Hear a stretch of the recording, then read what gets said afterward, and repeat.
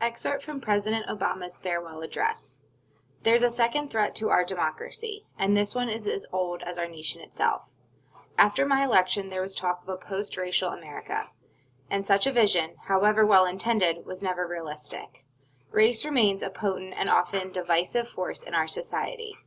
Now, I've lived long enough to know that race relations are better than they were 10 or 20 or 30 years ago, no matter what some folks say.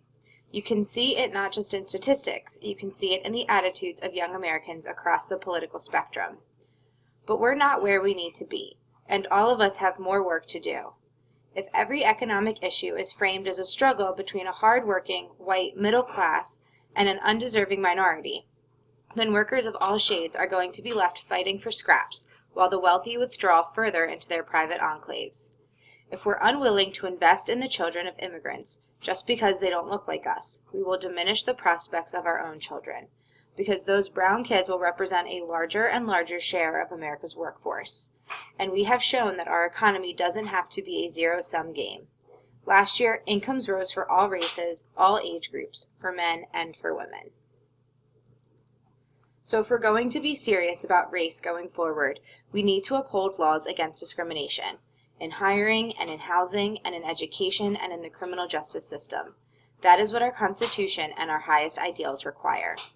But laws alone won't be enough. Hearts must change. It won't change overnight. Social attitudes oftentimes take generations to change.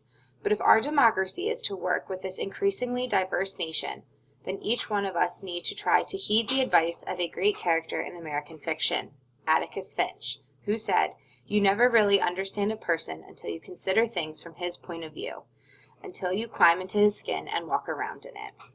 For blacks and other minority groups, it means trying our own very real struggles for justice to the challenges that a lot of people in this country face.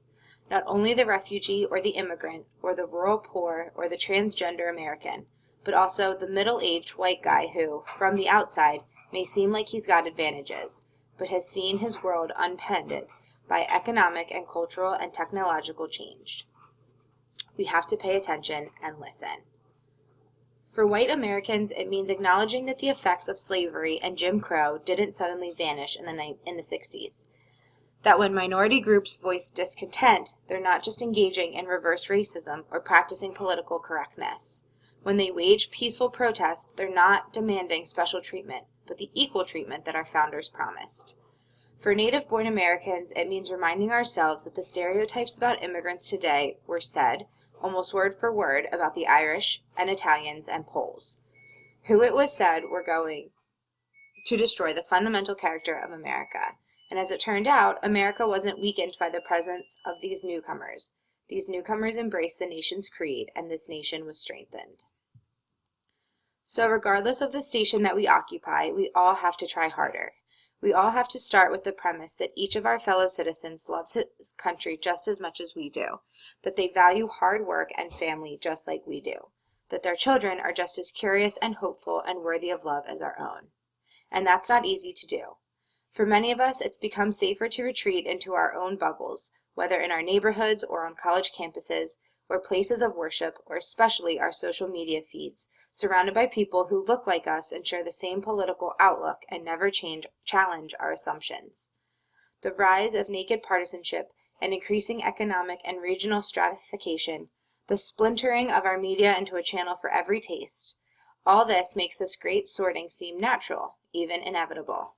And increasingly, we become so secure in our bubbles that we start accepting only information, whether it's true or not, that fits our opinions, instead of basing our opinions on the evidence that is out there. And this trend represents a third threat to our democracy. But politics is a battle of ideas. That's how our democracy was designed. In the course of a healthy debate, we prioritize different goals and the different means of reaching them. But without some common baseline of facts, without a willingness to admit new information and concede that your opponent might be making a fair point, and that science and reason matter, then we're going to keep talking past each other and will make common ground and compromise impossible.